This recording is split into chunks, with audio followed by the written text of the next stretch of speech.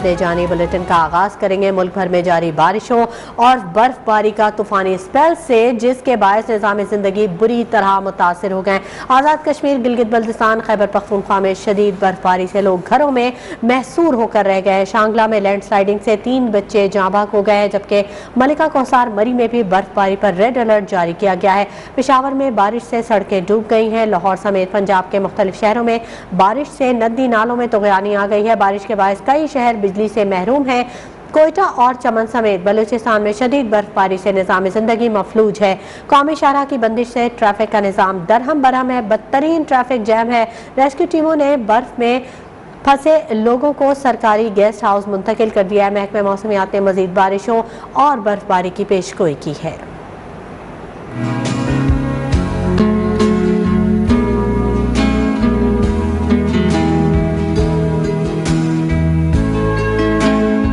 मुल्क भर में बारिशों और बर्फबारी का तूफानी स्पेल निज़ाम जिंदगी बुरी तरह मुतासिर। मुख्तलिफ हादसात में कई अफराद जान से गए, मुतादिद जख्मी भी हुए। आजाद कश्मीर में नीलम वैली, बाग और हवेलियों में बारिश और बर्फबारी से लोग घरों में महसूर। गिलगित बल्तिस्तान, अस्तूर, स्कर्दू, हुंजा में भी बर्फबारी से शाहराह कार्यक्रम समेत राब्ता सड़कें बंद हो गयी। खैबर पख्तूनख्वा के जिला शांगला में भी लैंड स्लाइडिंग के बाद कई मकानात तोदे तले दब गए। हादसात में 2 बच्चे जाँ बहक हो गए, 6 अफराद को बचा लिया गया। मलका कौसार मरी में भी बर्फबारी के पेश नजर रेड अलर्ट जारी किया गया है। इंतजामिया मुताल्लिक इदारे मशीनरी की मदद से शाहराहों से बर्फ हटा रहे हैं। पेशावर में मूसलाधार बारिश के बाद सड़कें जेरे आब आ गई। दीर, सवाद, मानसेरा, नौशेरा, चित्राल में रहमत रहमत बन गई। गिलियात, नथिया गली, नारान, कागान में भी बारिश से निजाम जिंदगी दरम बरम हो गया। जनूबी वजीरिस्तान में भी बादल खुलकर बरसे। लाहौर समेत पंजाब में कहीं तेज तो कहीं हल्की बारिश से सर्दी की शिद्दत बढ़ गई। नदी नालों में तुग़यानी आ गई, दरिया पानी से भर गए। बारिश से बिजली का निजाम मुतासिर रहा। मुल्तान, मियांवाली, पसरूर, रहीम यार खान, लोधरा, हाफिजाबाद समेत जनूबी पंजाब में बारिश से दर्जनों फीडर ट्रिप होने से बिजली की फराहमी मुअत्तल हो गई।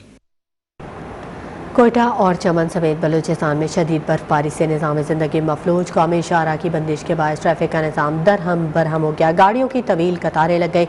रेस्क्यू टीमों ने बर्फ में फंसे लोगों को सरकारी गेस्ट हाउस मुंतकिल किया। इमदादी टीमें मशीनरी की मदद से शाहराहों से बर्फ हटाने में मसरूफ हैं, जबकि किला सैफुल्लाह, किला अब्दुल्ला में बर्फबारी के बायस कई सड़कें ब्लॉक हैं। बर्फबारी के बायस कोयटा, चमन समेत मुख्तलिफ शहर सख्त सर्दी की लपेट में आ गए हैं। गवादर में तेज हवाओं के बायस दरख्त और पोल्स उखड़ गए हैं। बलूचिस्तान के साहिल और माड़ा में लॉन्च तूफानी हवाओं की वजह से समुद्र में फंस गई। कश्ती में सवार माहीगीरों को निकाल लिया गया है।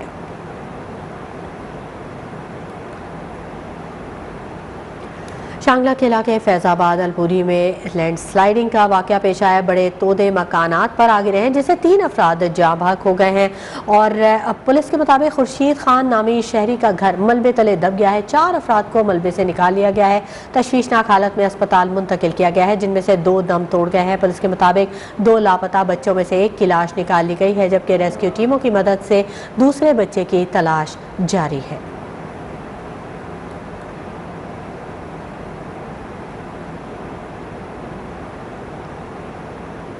और पेशावर से आपको खबर दें, जहां मतनी बाजार के करीब बारिश के बायस मकान की छत गिर गई है। अफसोसनाक वाक़े में 2 अफराद मलबे तले दब गए हैं। रेस्क्यू एहलकारों ने मलबे से 2 अफराद को रेस्क्यू करके अस्पताल पहुंचा दिया। पेशावर में अफसोसनाक वाक़या हुआ। बारिश के बायस मकान की छत गिरी है, जिसके नतीजे में 2 अफराद मलबे तले दब गए हैं।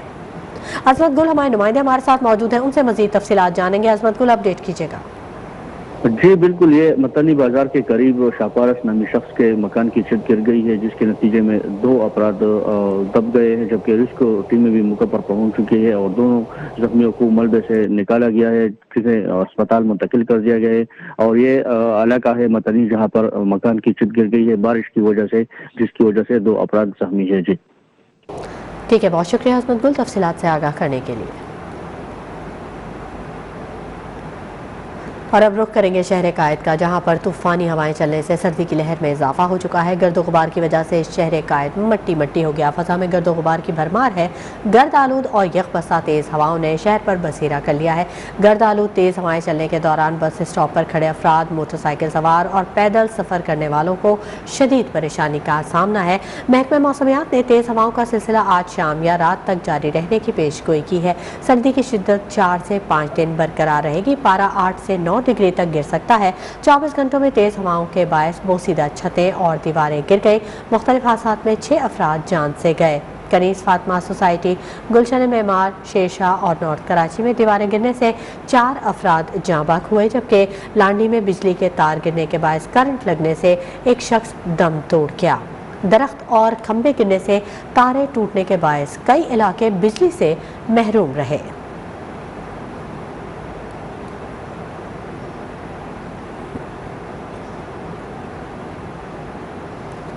और यहाँ आपको बताएं, ठट्ठा की साहिली पट्टी केटी बंदर में माहीगीरों की कश्ती उलट गई। कश्ती में सवार 16 अफराद को बाहिफाजत रेस्क्यू कर लिया गया है। वाकया तेज हवाओं और शदीद लहरों के बायस पेश आया।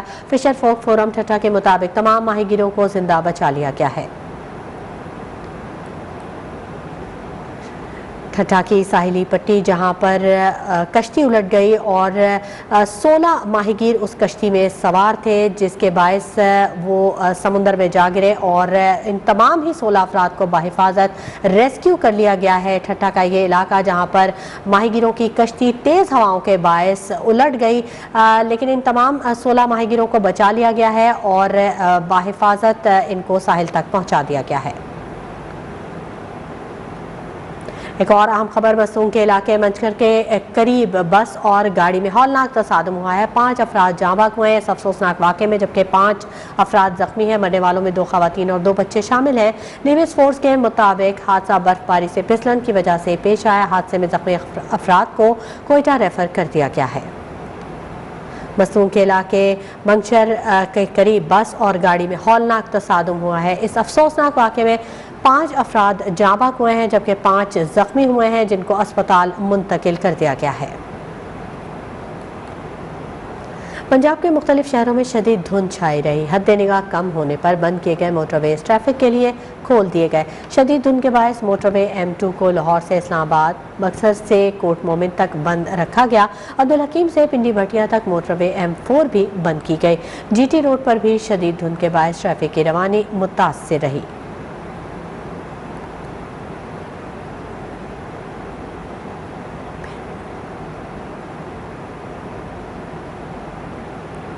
कराची में गर्द आलूद और तेज़ हवाओं का राज बरकरार है। शहर कायद आलूदा तरीन शहरों में तीसरे नंबर पर आ गया। कराची की फ़ज़ा में आलूदा ज़रात की मिकदार का इंडेक्स 224 पॉइंट्स तक पहुँच गया। तेज़ हवाओं से आलूदगी में भी इजाफा हो चुका है। आलूदा तरीन शहरों में रूस का शहर क्रास्नोयार्स्क पहले और बांग्लादेशी दारुल हुकूमत ढाका दूसरे नंबर पर है।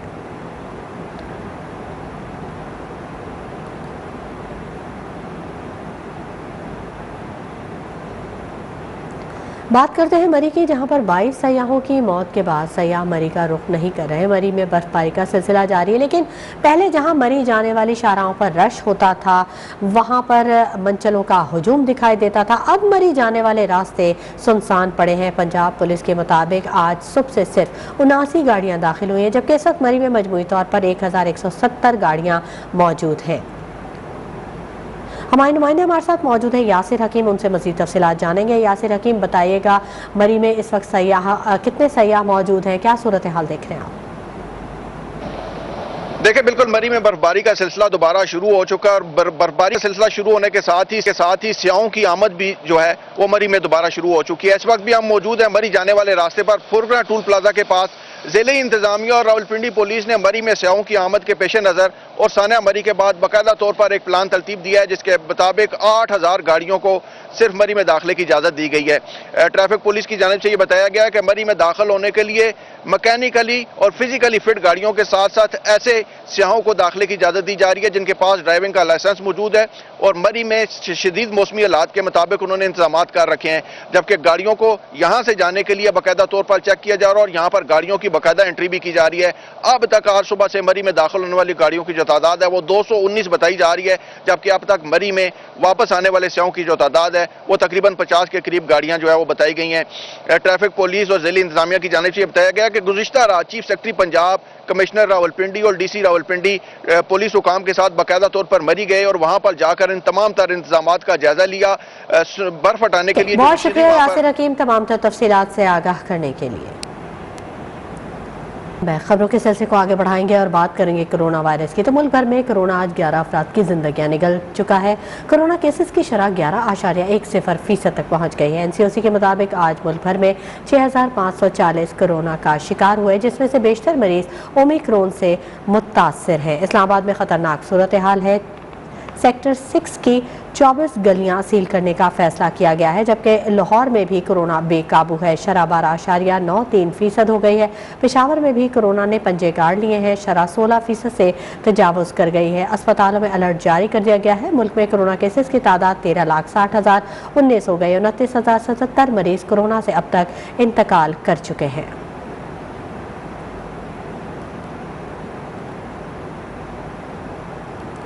अब जिक्र करेंगे कराची का, जहां कोरोना जंगल की आग की तरह फैल रहा है। आज 3 अफराद कोरोना से जाँ बहक हुए। महकमा सेहत सिंध के मुताबिक कराची में कोरोना केसेस की शरह 45.14% हो गई। गुज़िश्ता 24 घंटों के दौरान 6,413 टेस्ट किए गए, जिनमें से 2,895 अफराद कोरोना का शिकार हुए।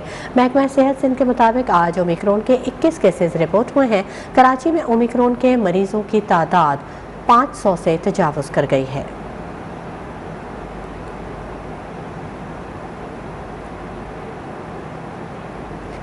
वफाकी वज़ीर असद उमर की ज़ेर सदारत एनसीओसी इजलास में कोरोना वायरस की मौजूदा सूरत हाल का जायज़ा लिया गया। एनसीओसी ने मसाजिद और इबादत गाहों के लिए ज़रूरी इक़दाम का फ़ैसला किया। सिर्फ मुकम्मल वैक्सीनेटेड अफराद को मसाजिद इबादत गाहों में जाने की इजाज़त होगी। एलामिया के मुताबिक मसाजिद और इबादत गाहों में मास्क का इस्तेमाल और 6 फीट का फासला लाजमी करार दिया गया है। मसाजिद से कारपेट हटाने, बुजुर्ग और बीमार अफराद घर पर नमाज अदा करने की हिदायत की गई है। जुमे की नमाज का खुतबा मुख्तसर रखने की भी हिदायत की गई है। मुल्क भर की तरह मुल्तान में भी कोरोना के बाद शिद्दत इख्तियार कर गए। रोज़ाना की बुनियाद पर केसेस में इजाफा हो गया है। स्कूल वैन्स और पब्लिक ट्रांसपोर्ट कोरोना फैलाव का सबब बन गए हैं। शहरियों ने SOPs की पाबंदी हवा में उड़ा दी है। देखिए हैदर अब्बास की रिपोर्ट। फिर पंजे गाड़ लिए, मुल्तान में केसेस तेजी से बढ़ने लगे। पब्लिक ट्रांसपोर्ट कोरोना फैलाव का सबब बनने लगी।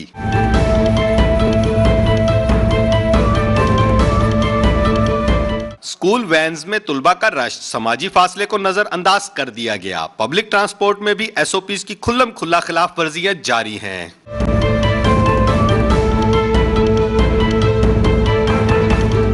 शहरी कहते हैं इंतजामिया SOPs पर सख्ती से अमल दरामद करवाए। जो कोरोना तेजी से फैल रहा है, इस पे गवर्नमेंट को चाहिए कि कोई बेहतर इकदाम करे। जैसे ये देखें आप, पब्लिक ट्रांसपोर्ट्स वगैरह हैं, यहाँ पे जैम पैक रश होता है। कम होने चाहिए। कोरोना फैल रहा है पहले की तरह दोबारा, तो गवर्नमेंट को चाहिए इस पे कोई ज़रा सख्ती वगैरह करें। आप देख रहे हैं हालात दोबारा पहले की तरह खराब हो रहे हैं। कोरोना फैलाव का सबब बनने वाली पब्लिक ट्रांसपोर्ट और स्कूल वैन्स में SOPs पर अमल के लिए इंतजामिया को सख्त इकदाम उठाना होंगे। पब्लिक ट्रांसपोर्ट और स्कूल वैन्स में तुलबा का रश कोरोना फैलाव का सबब बन रहा है।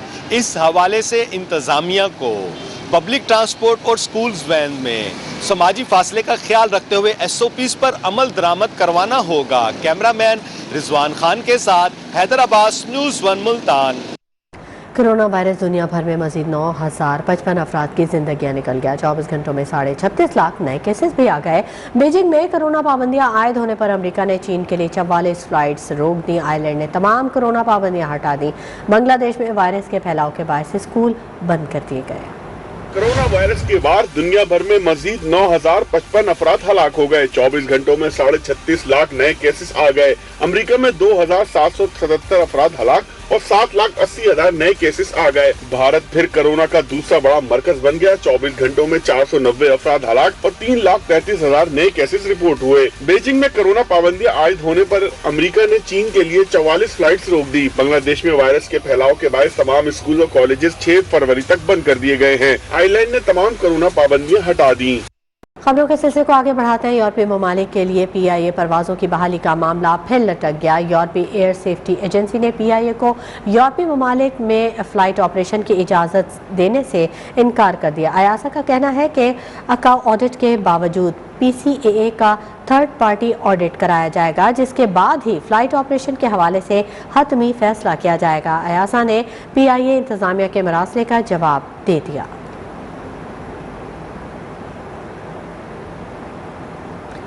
मुल्तान कार्डियोलॉजी अस्पताल का तौसीही मनसूबा ताख़ीर का शिकार है। हेल्थ केयर डिपार्टमेंट जनूबी पंजाब ने चीफ इंजीनियर को ठेकेदार के खिलाफ मरासला भिजवा दिया है।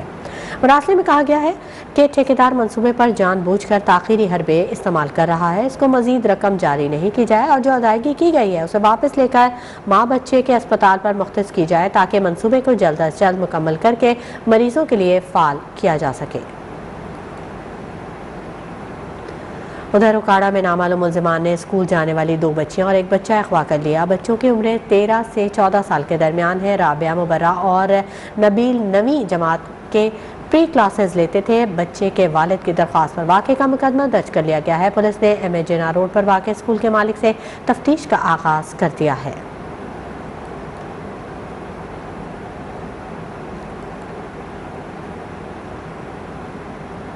सिंध हाई कोर्ट में लापता अफराद की बाजियाबी का केस, पुलिस ने अदालत में रिपोर्ट पेश कर दी।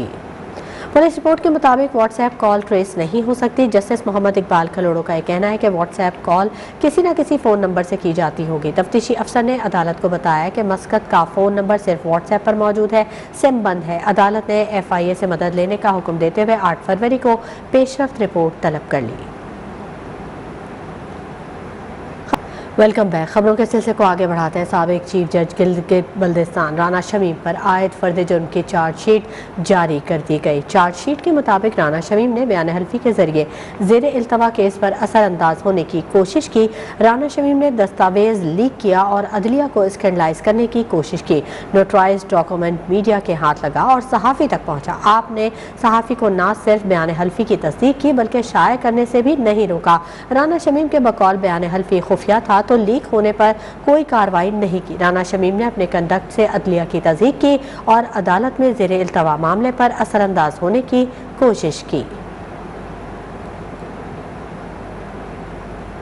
वफाकी वज़ीर इत्तलात फवाद चौधरी ने राना शमीम का बयान हल्फी अदालत पर असरअंदाज होने की को साजिश करार दे दिया। ट्वीट में लिखा कि शरीफ खानदान ने राना शमीम केस में इस इंकशाफ की तरदीद नहीं की कि वह हल्फिया बयान नवाज शरीफ के दफ्तर में उनकी हिदायत के मुताबिक तैयार हुआ। राना शमीम और नोटरी पब्लिक ने नवाज शरीफ के दफ्तर में बयान हल्फी रिकॉर्ड किया। तमाम वाक़या जाहिर करते हैं कि ये ड्रामा अदालत पर असरअंदाज होने के लिए रचाया गया। वज़ीर कानून फ़ारूक नसीम बड़े पुराने ताक़ूती एजेंट हैं, जजेस को दबाव में लाने की कोशिश कर रहे हैं। ऐसे कानून ला रहे हैं कि जजेस से पूछा जाए कि ट्रायल में ताख़ीर क्यों हुई। मुस्लिम लीग नून के रहनुमा राना सनाउल्लाह की लाहौर में मीडिया से गुफ्तगू। हुकूमत पर गैर मुल्की इमदाद सोशल मीडिया टीम में तकसीम करने का इल्ज़ाम लगा दिया। कहा गालम गलोच ब्रिगेड में 1 अरब रुपए तकसीम किए गए। बताया जाए क्यों आए रोज़ कोई ना कोई बहरान सर उठा लेता है। इस मुल्क पर 35 साल सदारती निज़ाम नाफिज रहा है। शेख रशीद को ज़्यादा फिक्रमंद होने की ज़रूरत नहीं है। फ़ारूक नसीम साहब जो बड़े पुराने एजेंट हैं जजेस को प्रेशराइज करने के लिए कवानीन जो है उसमें तरामीम ला रहे हैं। ये कौम को बताना चाहिए कि कौम क्यों महंगाई में मर रही है, क्यों आए दिन एक ना एक बहरान है। कोविड में जो अमदाद मिली है 1 अरब के करीब जो पैसा है वो इन ऐसे लोगों में तकसीम किया गया है जो इनकी सोशल मीडिया टीम है। सदारती निज़ाम इस मुल्क में तकरीबन 35 साल तो सदारती निज़ाम रहे हैं। उधर पीपल्स पार्टी ने 24 जनवरी को कराची में भी किसान मार्च करने का ऐलान कर दिया। वज़ीर इत्तलात सिंध सईद गनी के मुताबिक यूरिया ना मिलने के बायस किसान परेशान हुए और किसानों से इज़हार यकजहती के लिए पीर को मलीर से नुमाइश तक मार्च किया जाएगा। कल लाड़काना में एहतजाज हुआ है, बहुत बड़ा उकाड़ा में हुआ है, साहिवाल में हुआ है, पंजाब के दीगर इलाकों में हुआ है। लेकिन अब जो है 24 तारीख को आप देखेंगे कि शायद सैकड़ों इस किस्म के एहतजाज जो हैं वो आपको नज़र आएंगे, भरपूर एहतजाज होंगे। यहाँ बेरोज़गारी में बेपनाह इजाफा हुआ है और उससे तवज्जो हटाने के लिए सूबा सिंध में ये लोकल गवर्नमेंट के कानून को बुनियाद बनाकर यहाँ पर तमाशे लगाए जा रहे हैं।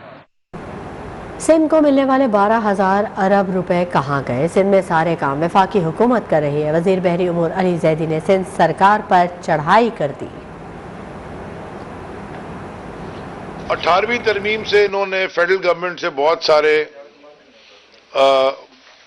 इख्तियारात लेके सूबों में ट्रांसफर किए, लेकिन अफसोस की बात यह है कि सूबा सिंध में वो ट्रांसफर होने के बाद वो CM हाउस में फंस गए। वो आगे फिर उसी तरह आगे भी डिवॉल्व होने चाहिए थे। बात ये करते हैं जमहूरियत की, और इख्तियारात इन्होंने सारे अपने पास रखे हुए हैं। सिंध बदलियाती कानून के खिलाफ जमात इस्लामी का धरना 23वें रोज़ में दाखिल। तेज़ और गर्द आलूद हवाओं के बावजूद शुरका ने रात धरने में गुजारी। अमीर जमात इस्लामी कराची हाफिज नईमुर रहमान ने कारकुनान से खिताब में कहा कि कराची के 3.5 करोड़ आवाम को धरने की पुश्त पर लाकर खड़ा करेंगे।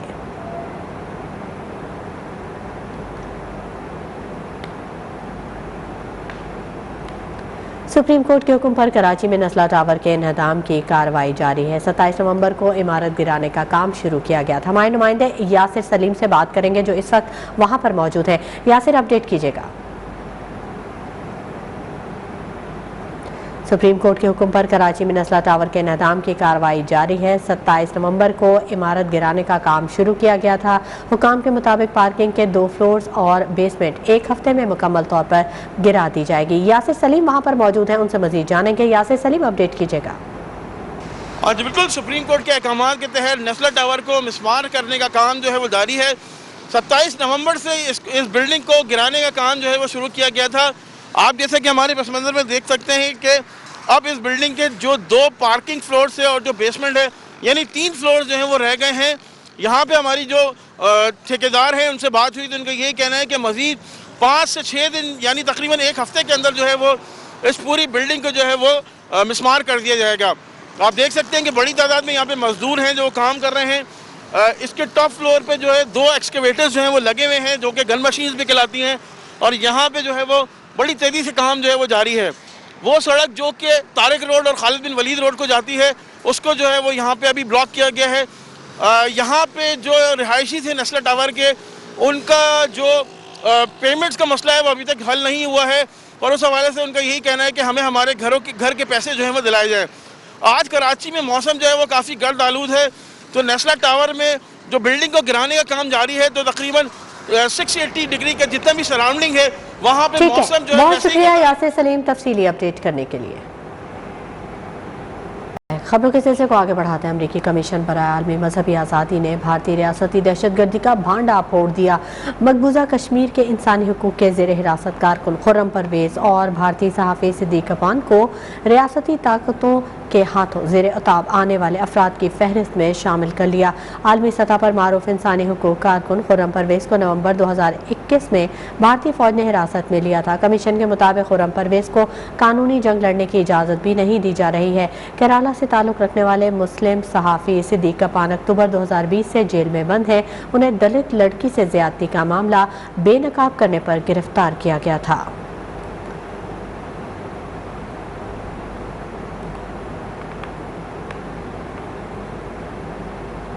यमन के जेल पर बमबारी से 70 अफराद हलाक और दर्जनों जख्मी हो गए। सऊदी अरब ने कार्रवाई में मुलविस होने की तरदीद कर दी। अक़वाम मुत्तहिदा की जानिब से कार्रवाई की मजम्मत की गई। अमरीकी वज़ीर ख़ारजा का फ़रीक़ैन से जंगबंदी का मुतालबा। यमन के शहर सदा में आर्जी जेल पर बमबारी। यमनी वज़ीर सेहत के मुताबिक कार्रवाई में 70 कैदी हलाक हुए हैं जबकि 138 से ज़ायद जख्मी हो चुके हैं।